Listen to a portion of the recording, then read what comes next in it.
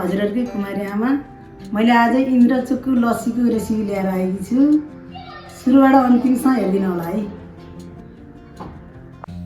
लस्सी बनाउने सामग्रीहरू यो कसौडी हो। यो कसौडीमा बनाउँछु जहिले पनि मैले लस्सी बनाउँदा। यो फेट्ने भाँडो हो। यो दही हो। यो मैले घरमै बनाएको दही हो। यो घरमै दही कसरी बनाउने भन्ने चाहनुहुन्छ भने मेरो पुरानो भिडियो हेर्नु होला। माथि यसो आई बटन थिच्नु होला, त्यही देखिन्छ मैले बनाएको। अनि यो कुराउनी पनि मैले भिडियो बनाएको छु, पुरानो भिडियो बनाएर राखेको छु मैले। त्यो हेर्नुभयो भने त्यसरी नै मिल्छ कुराउनी बनाउन। अनि यो चिनी, यो आइस हो। यो किसमिस, यो बदाम, यो पिस्ता, यो काजु। ल मैले लस्सी बनाउन सुरु गरेँ है त। सुरुमा दही राख्नुपर्छ। यस्तो बाक्लो राम्रो भन्छ दही।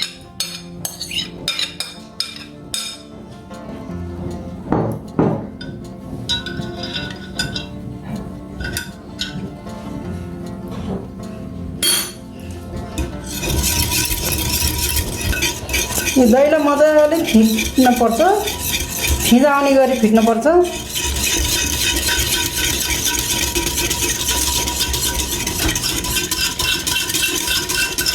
अनि बिचबिचमा सामग्रीहरू राख्नुपर्छ। यो चिनी राखेँ।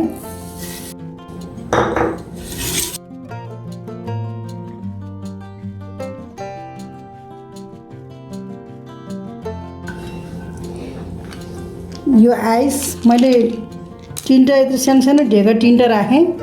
हजुरहरूले धेरैजना भएदेखि धेरै राखेको हुन्छ। आफ्नो कतिको बाक्लो पातलो खाने आफ्नो इच्छा अनुसारको राख्ने। मैले त तिनवटा ढेका मात्रै राखेँ है। पानी राख्न मिल्दैन यसमा, पानी राख्न हुँदैन, पातलो हुन्छ।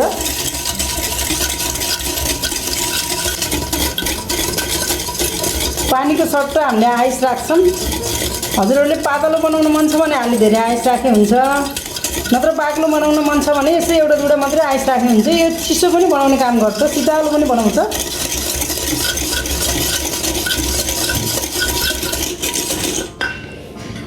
कुराम्नी राख्न लाएँ मैले।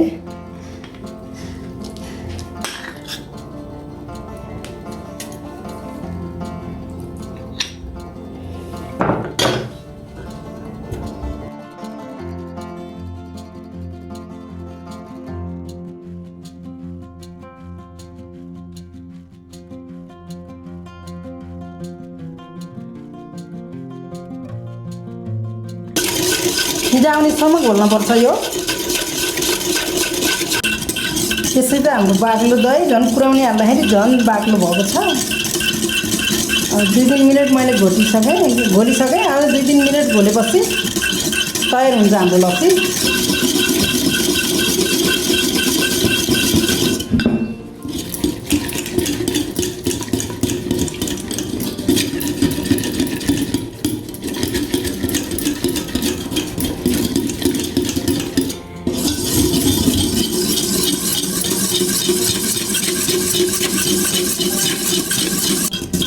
मैले करिब 7-8 मिनट यसरी घोलेकी छु।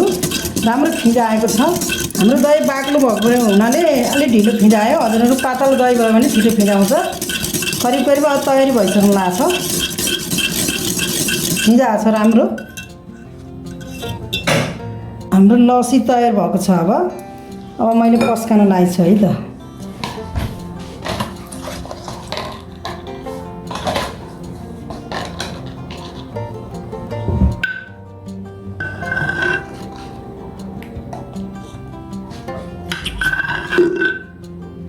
राम्रो भएको छ।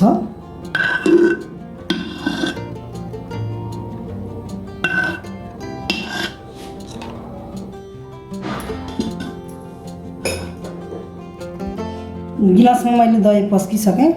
अब थोरै थोरै गरेर कुराउनी राख्नुपर्छ।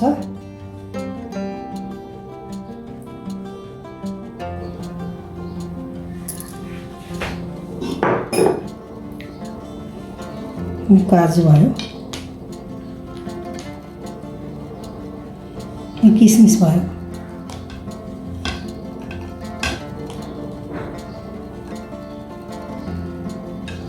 यस्तो भयो।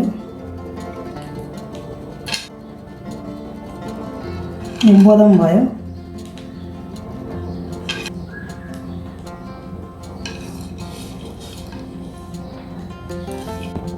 यो लस्सी अब खानको लागि तयार भयो। यो मेरो आमाको लागि, यो मेरो श्रीमानको लागि, यो मेरो छोराको लागि, यो मेरो बुहारीको लागि, यो छोरीको लागि, यो मेरो लागि। आहा, इन्द्र चौकको लस्सी जस्तै भएछ, एकदम सेम इन्द्र चौकको लस्सी जस्तै भयो। हजुरहरूले नि यस्तै नि घरमा बनाएर खानु होला।